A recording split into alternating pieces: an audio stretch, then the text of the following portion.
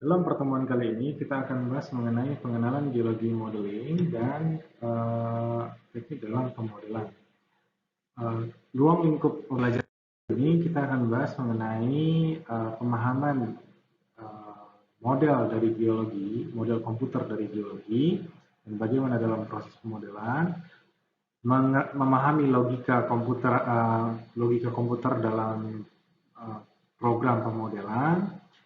Tapi perlu diingat, dalam perkuliahan kali ini kita tidak mendesain seorang geologis untuk menjadi seorang computer programmer. Pada dasarnya kami hanya ingin agar seorang geologis paham basic-basic dasar sebagai computer science.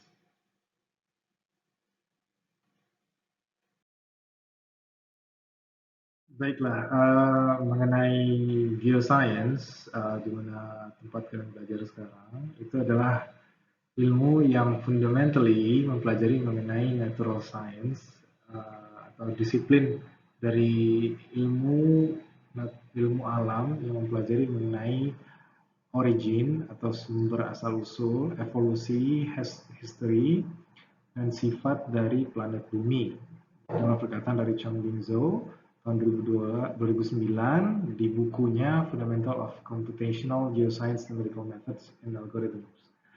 Jadi geoscience adalah ilmu yang mempelajari kompleksitas dari bumi.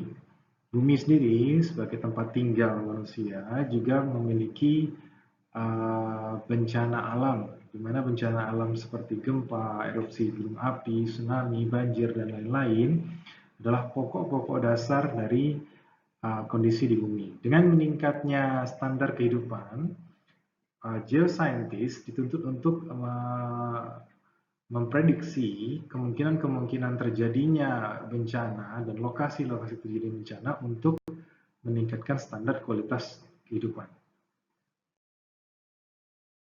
Saya sebutkan tadi, tujuan dari seorang geoscience adalah untuk meningkatkan standar kehidupan. Meningkatkan standar kehidupan berarti kita harus mengimprove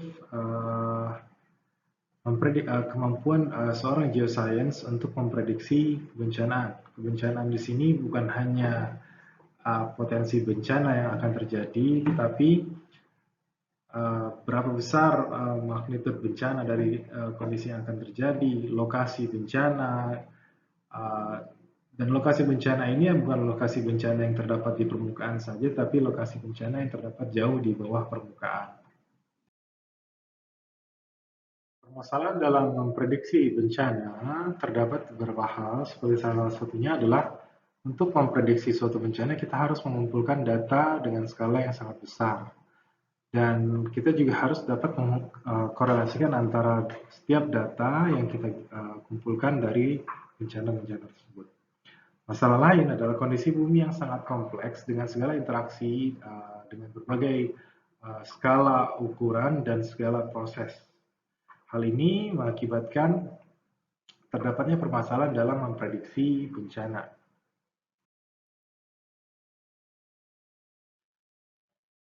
Penyelesaian permasalahan ini menghubungkan antara pengumpulan jumlah data yang sangat besar dan kondisi bumi yang sangat kompleks, maka muncullah pemanfaatan dari computational science. Adalah teknologi yang modern, merupakan disiplin yang mengembangkan aplikasi dari numerical methods, prosedur, algoritma, dan numerical teknik lainnya dalam menyelesaikan solusi yang kompleks dari scientific dan engineering problem, salah satunya seperti geology problem.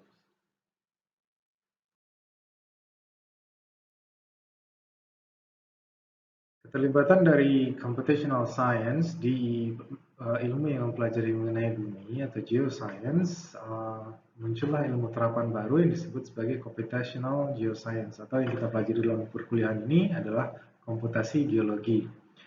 Ilmu terapan baru ini mempelajari mengenai metodologi untuk menginvestigasi proses dinamis atau mekanisme yang terlibat dalam mempelajari fenomena geologi yang terjadi di bumi.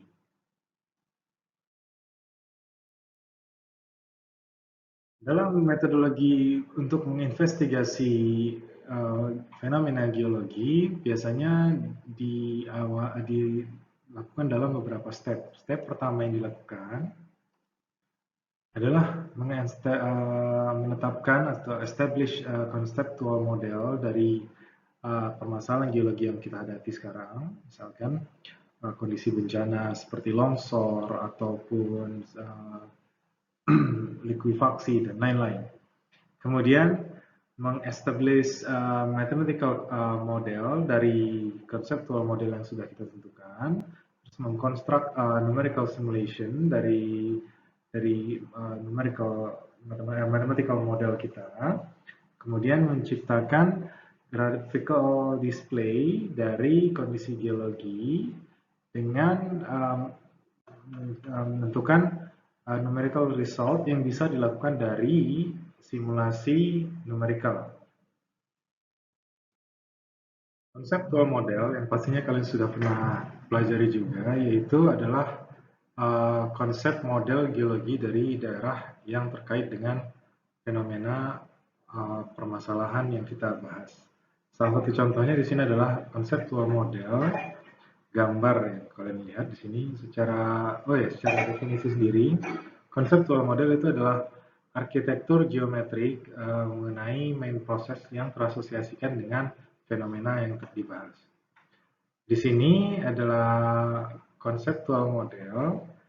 Salah satu contohnya adalah mengenai aquifer system di Winston dari struktur basin sungai yang terdapat di Amerika Serikat, Kanada.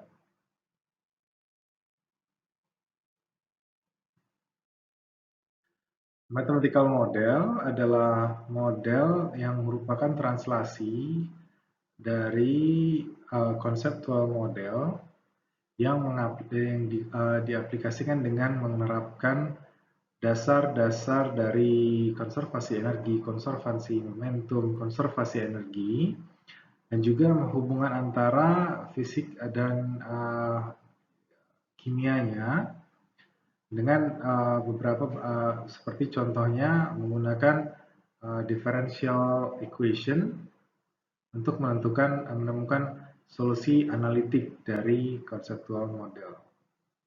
Nah, pada kenyataannya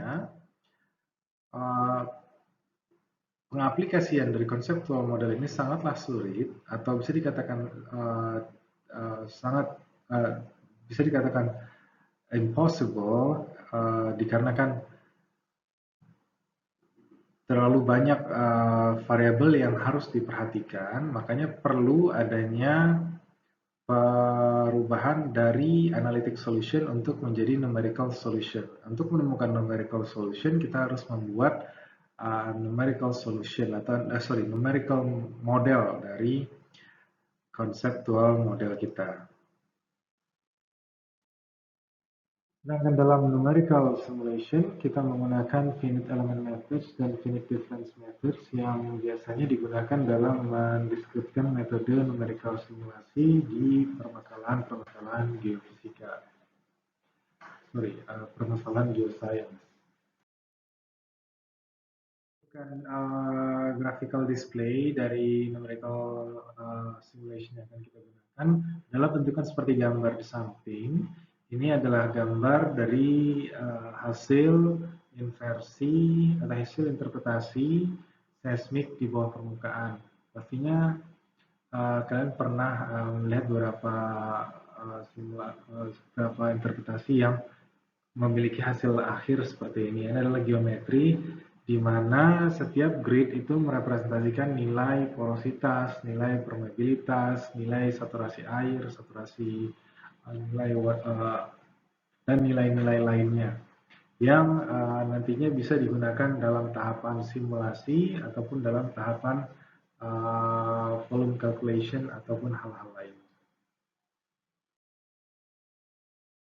Kita lanjut ke beberapa modeling teknik atau teknik dalam pemodelan. Terdapat 3 teknik pemodelan yang akan dibahas di sini. Sebenarnya masih banyak ya teknik pemodelan.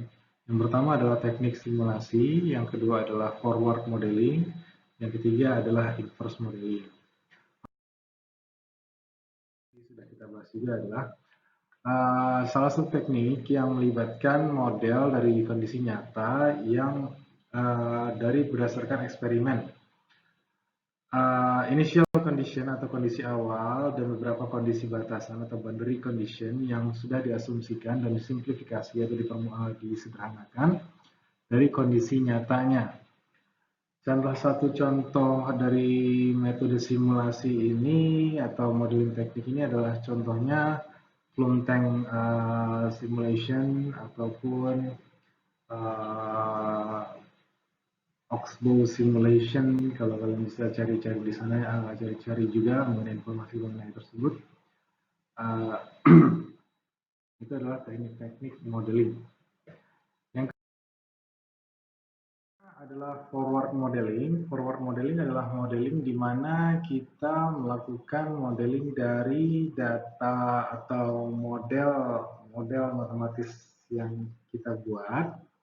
Kemudian dari model matematis tersebut kita hasilkan data. Atau di sini kalian bisa baca sendiri penjelasannya. Sedangkan kebalikannya itu adalah model di mana kita mengambil data dari lapangan, dari kondisi lapangan sebenarnya, terus kita buat model matematisnya atau model matematisnya yang merepresentasikan kondisi lapangan itu sebenarnya. Mungkin di sini akan saya tunjukkan gambaran untuk mempermudah pemahaman. Kalau kita lihat forward modeling itu adalah pertama kita punya hypothetical Earth model. Kemudian dari model tersebut kita ambil sistem atau respon data dari model yang kita buat tersebut, model matematisnya. Sedangkan kebalikannya tadi yang inverse modeling adalah dari data yang kita dapatkan dari hasil pengukuran di lapangan, kita buat model estimasi model dari kondisi geologi di lapangan. Ini adalah gambaran sederhananya. Saya harap dengan gambar ini kalian dapat mengerti. Begitu saja perkuliahan untuk kali ini. Tadi saya sebutkan juga referensi-referensi buku-buku yang bisa kalian cari. Di sana kalian bisa gali sendiri informasinya mengenai pemahaman mengenai model geologi dan geofisika.